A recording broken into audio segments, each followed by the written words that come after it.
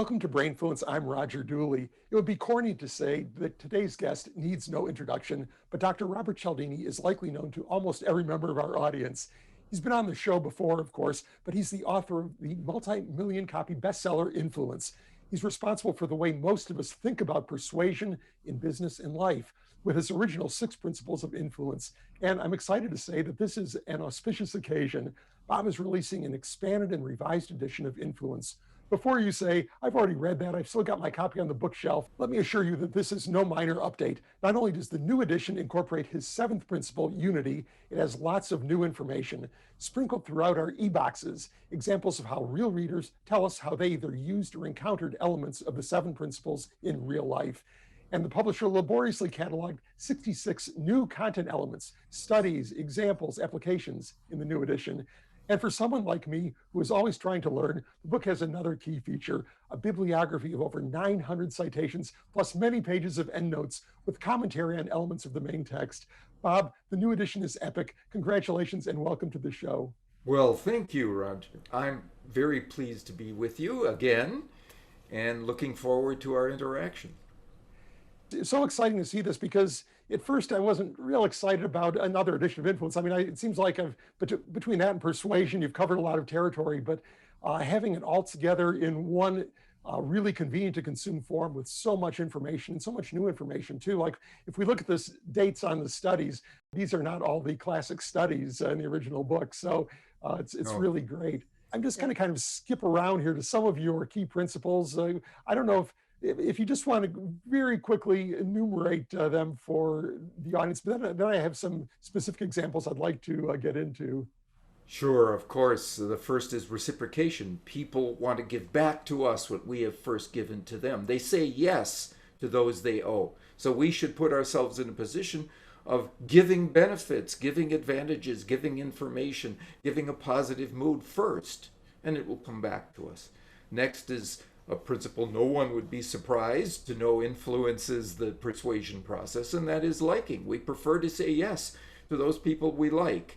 But there are a couple of easily implemented concepts, similarity and compliments, that allow us to generate a much more positive feeling of rapport with the people around us. If we point out our similarities to them, if we give them genuine praise where it's deserved, we supercharge the liking process. Another principle is social proof. People want to follow the lead of many others, many comparable others, people who are similar to them and around them. If those people are moving in a particular direction, that's a good signal that that's probably a good direction for us to move to. So any communicator who can give us that information, that what they have is the most popular or is trending in a particular direction, they will grab our attention and probably our dollars. Next is authority. People want to follow the lead of true experts. So if we can hook our ideas to the voices of genuine authorities on the topic with testimonials and so on, we will have enhanced the influence process in our direction. And now there is commitment and consistency. People want to be consistent with what they have already committed themselves to. Well, what's a commitment? In academic language, a commitment is what we have already said or done, especially in public. When we've done that, if somebody can ask us to take a step that they recognize is congruent with that, what we've already said or done, we're much more likely to leap in that direction and continue to be congruent. Also is scarcity, the idea that people want more of those things they can have less of. So if we can show people that what we have is limited or dwindling in availability, or even if it's not, if it's just something that is unique, something that is uncommon, that they can't get anywhere else, now we have the winds of scarcity in our sails, moving us forward towards success. And then finally, there's this new principle that you mentioned, the principle of unity. The idea that People want to say yes to those individuals who are of them. That is, one of them. Right? If you can convince me to say to my fellow group members, oh, not just Roger is like us, but Roger is one of us, all the barriers to influence come down for you at that point. Because we now want to be cooperative with you, we want to be helpful to you, we want to say yes to you, we want to like you. All of those positive characteristics now apply to you if we can see you as one of us. So, for example, there was a study done on a college campus. A young woman was asking passersby to donate to the United Way, and she got some contributions. But if she added one sentence before the request that said, I'm a student here too, contributions more than doubled, right? Just by becoming, in the eyes of her audience, one of them. Now all kinds of positive outcomes accrued. Great. Well, I appreciate that summary, Bob. And I'm going to do something. I'm going to jump right to the end of the book where you make a point that these mental shortcuts are sacred, or should be sacred, and are used in a very respectful fashion. And because what we talk about is often how our audience can sell stuff more effectively, get more sales, and so on. I think this is probably a good point to interject that cautionary note. Explain what you mean by the sacredness of these shortcuts. We live in what is unquestionably the most stimulus-saturated, information-overloaded environment that has ever existed on our planet. As a consequence, we need shortcuts, decisional shortcuts that allow us to make good choices without having to process and tabulate all of the possible pieces of information relevant to each of those choices that we have to make in our decision overloaded day. Right? So these shortcuts, giving back to people we owe, following the lead of multiple comparable others, following the lead of genuinely constituted authorities, and so on. Those things normally steer us correctly as to when to say yes. If they are counterfeited, if they're fabricated by some communicator who tricks the system by lying with statistics about the number of sales they already have, or fabricating a testimonial from somebody who is a purported expert, and so on. That's the trickery we have to oppose at all costs. The person who uses those pieces of information honestly is hardly our adversary. That person is our ally in the process because they've informed us properly. They've educated us into assent rather than tricked or deceived us, or certainly not coerced us in that direction. Mm-hmm. And yeah, you give a great example of the sort of ethical and perhaps less ethical use of these kinds of shortcuts with Scarcity, where you recount buying a TV when the salesperson told you it was the last one in stock. And then you wondered, well, was that really the last one in stock? And went back the next day, and indeed, they didn't have a shelf full of them. So that in that case, the salesperson was helping you. If you really wanted that product, you didn't want to miss out, then that was a good nudge to buy it now. On the other hand, there is so much false scarcity we see on the internet. I think that some of it is outright false. I recall one website that every day announced that their deals were expiring at midnight. And you had to buy now. And then the next day went back and the exact same deals were there in the exact same format. Yeah. But then there's this sort of gray area where when you go visit, actually almost everybody in the travel business now, Bob, does this, where you visited a major airline, you visit a major travel website, and you see that there's only 2 seats left at this price, or there's only 1 hotel room left in this hotel on that day at that price. You say, wow, that's really scarce. But in some cases, or so I'm told by folks in the know, there are other rooms that are very slightly different. So they can truthfully say that there's only one left at that price, but if you go back later, there's gonna be one priced 5 cents difference or something Yeah, very right. minimal. And so I didn't, I think we all have to be on our guard for that sort of thing. And I don't know if you have any opinions about, where does the gray area start and the Well, sort of downright unethical begin? that's a good example of one where it may be true in detail, but it's not true in spirit. There are, there are many others that are available for $1 more, right? So that's not it's a distinction without a difference. And when that is recognized, so for example, when someone blows the whistle on them, that trashes their reputation. Now I don't want to believe anything they say about their stock of rooms or the number of flights they have with this price available. Now I don't trust them at all, and that's really devastating to their future prospects as communicators. Mhm.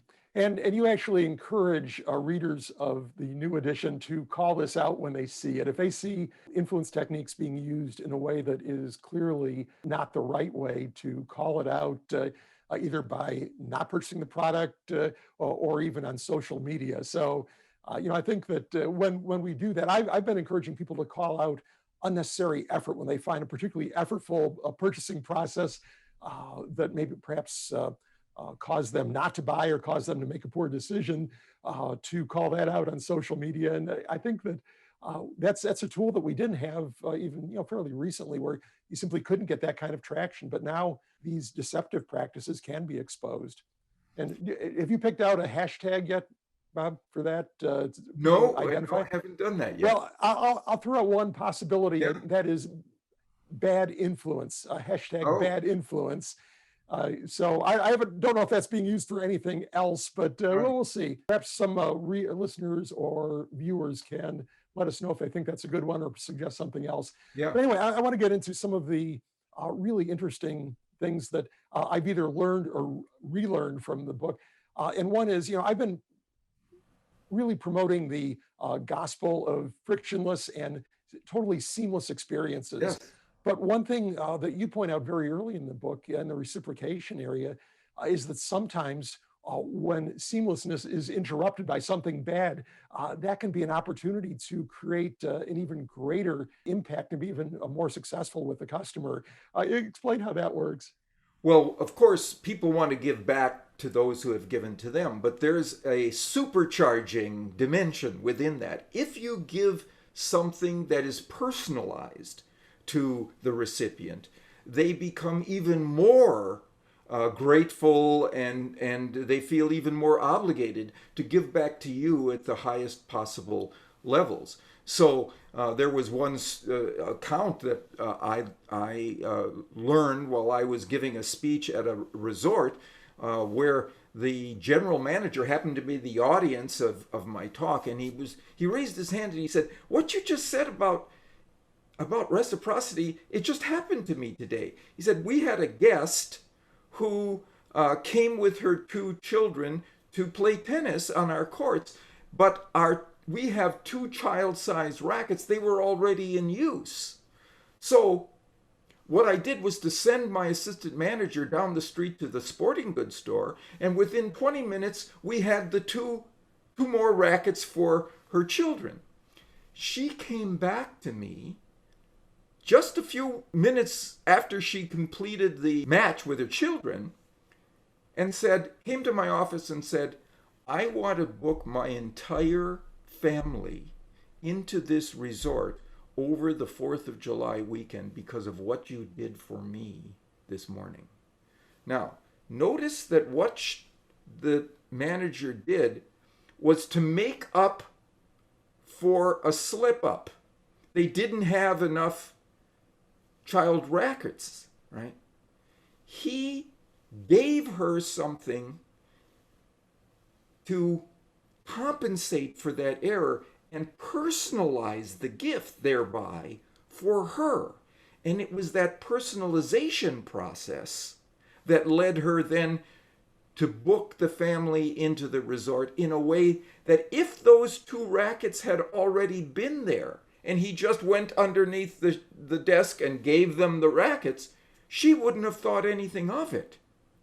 It was just, okay, part of the service here. But as a personalized gift, something special for her, it required something special for him.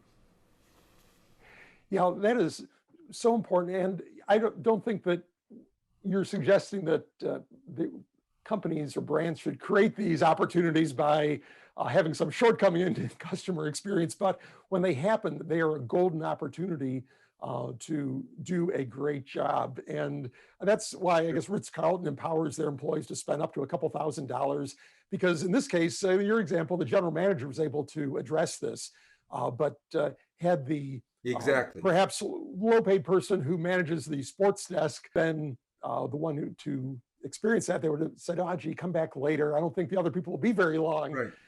But when you empower people to make these kinds of decisions on their own, they can multiply that experience. So you're exactly right that I'm not suggesting you have thin spots in the ice that your customers or prospects or clients can fall through so you can pull them out. No, what I'm suggesting is, where do you put your budget? The idea of making your experience seamless without any glitches, that's where you put your budget. You're doomed to failure because there will always be glitches. We're talking about human beings. They make mistakes. There will always be thin spots in the ice. You don't have to create them. What you have to do is have the budget flexibility for the people who work with you and for you to be able to compensate those individuals in a personal way, and they will give back to you like never before.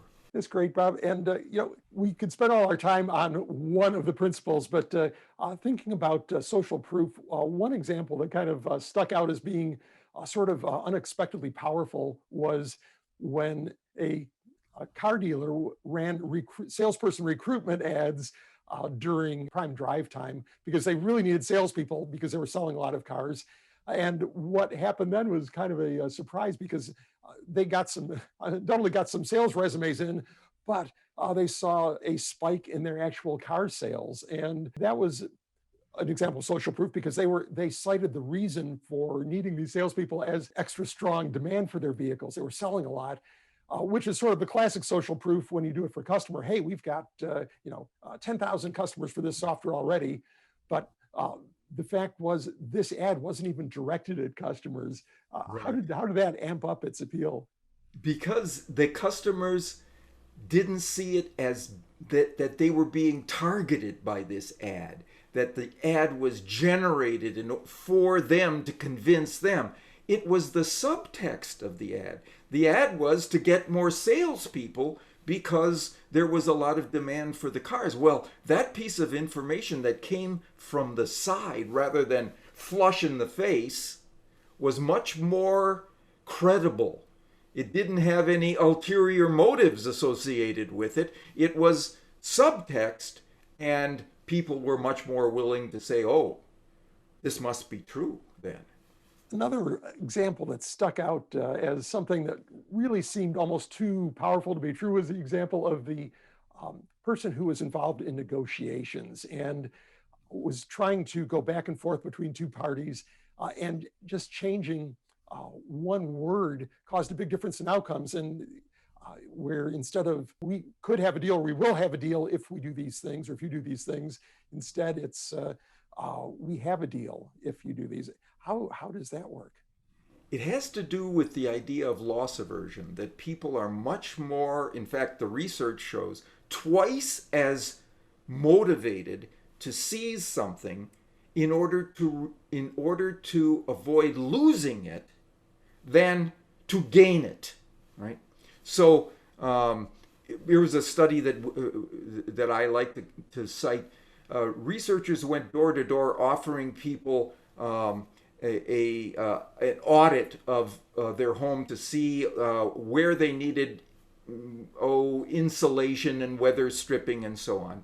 And half of them were told, if you will insulate your home fully, you'll be able to gain, let's say, $1 a day every day, right? The other half, we're told, if you fail to insulate your home, you'll lose $1 a day every day. 150% more insulated under loss language than gain language, right? So people hate the idea of losing something. Well, this example that you were talking about, actually a friend of mine who's a divorce lawyer, who said that when she would get near the end of a mediation, she's also a mediator between the two parties, and they often are in separate rooms because you can't have two divorcing individuals in the same room. It quickly devolves into shouting matches and so on.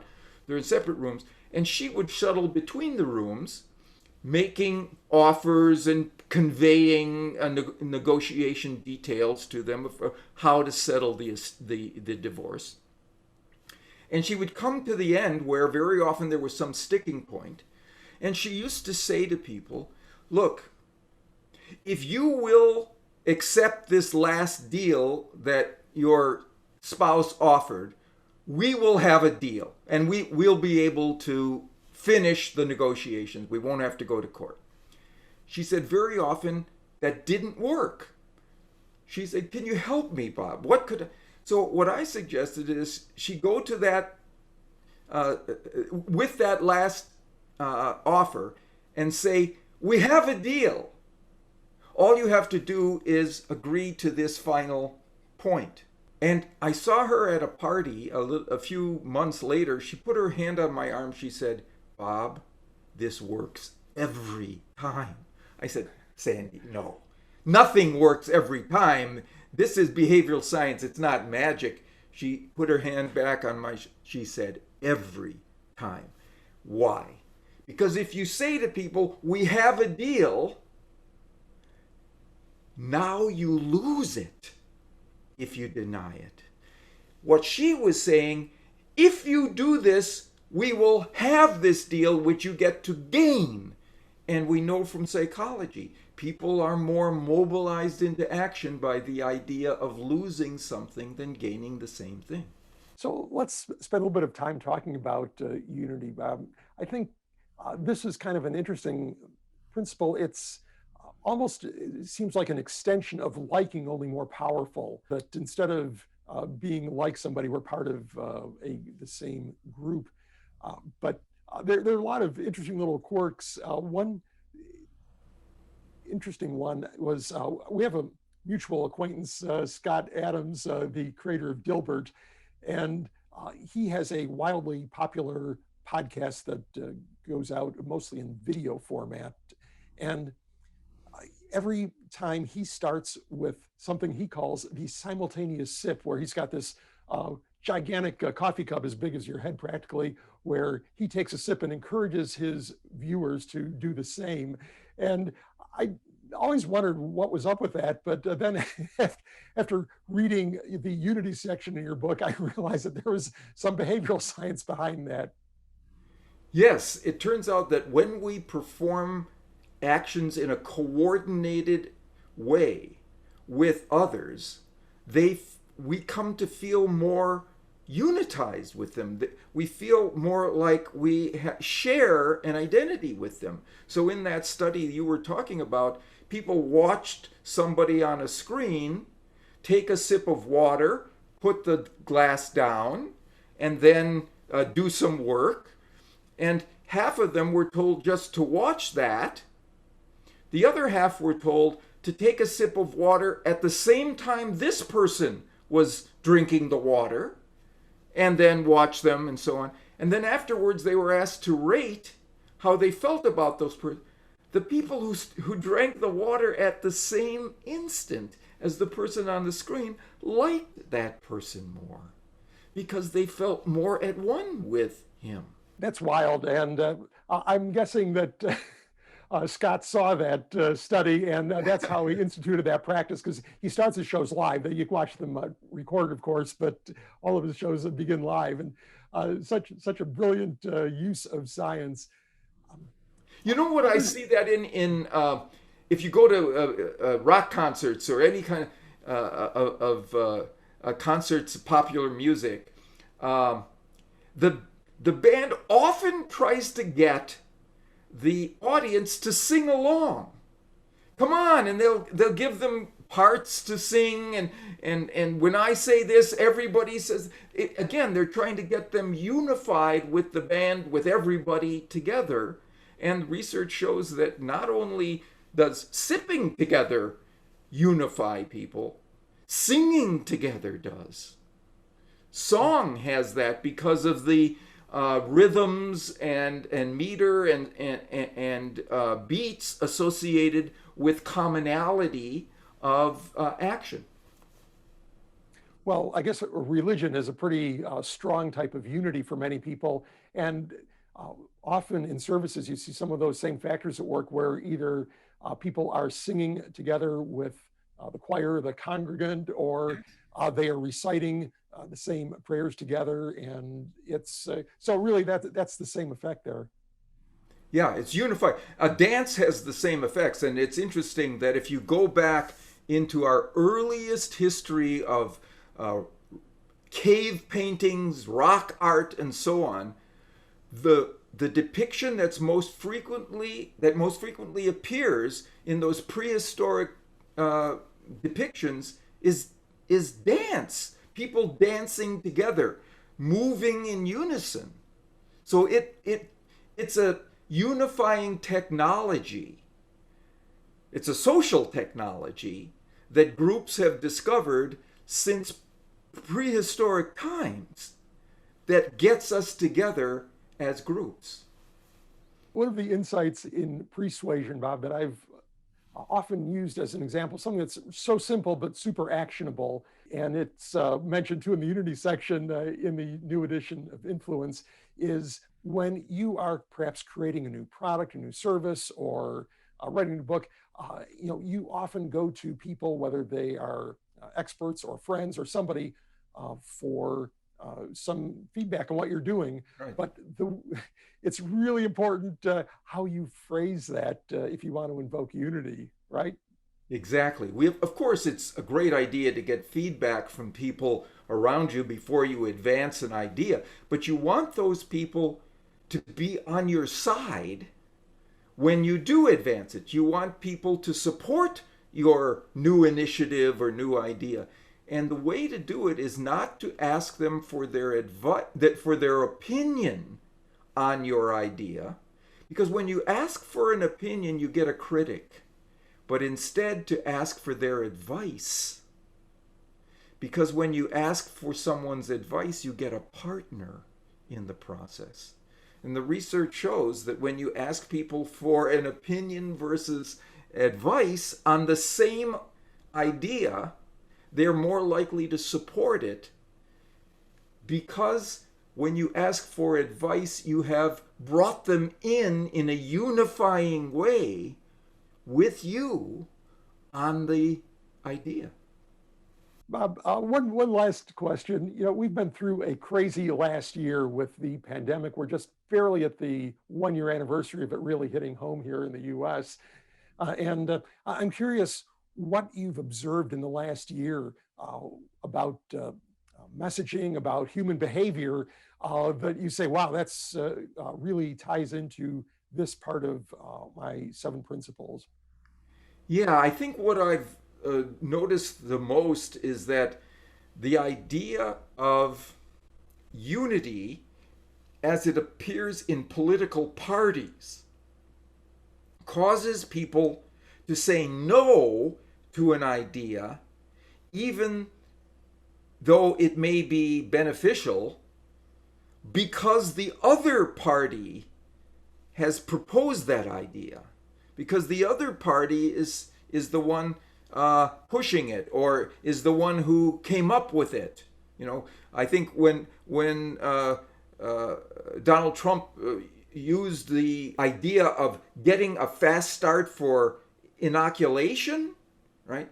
Democrats weren't willing for viruses. Democrats weren't willing to give him the credit for it because it was him. It was the other party. Now the shoe's on the other foot. With vaccination, now it's the Republican uh, hesitancy that is at issue because the Democrats are involved in the rollout.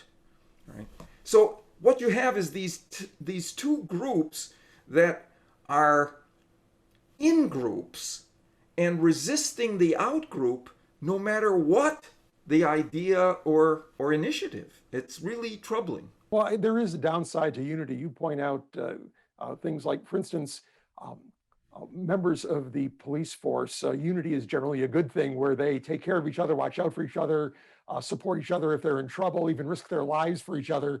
But when it comes to, say, protecting a police officer who is not well behaved, who has perhaps committed a crime or behaving in a bad manner, then unity suddenly turns negative. And I think that's true, not necessarily, that's just one example. There are many, many examples of where people sticking together Yeah, too much has a negative effect. So it's got to be tempered.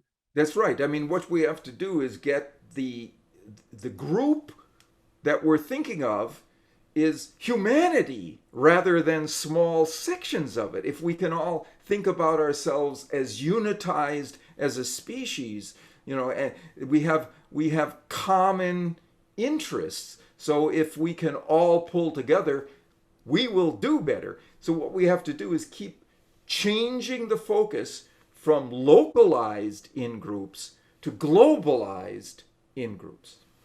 Bob, what is the best way for our audience members to connect with you and your ideas? Clearly, the easiest way is to go on our website. It's influenceatwork.com. Influence at work is all one word, no spaces.com. And they can get access to all of the information that we have to offer.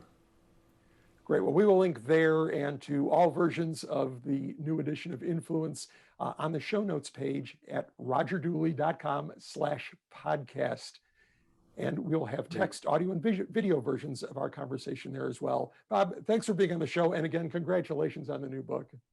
Well, thank you. I enjoyed spending time with you yet again.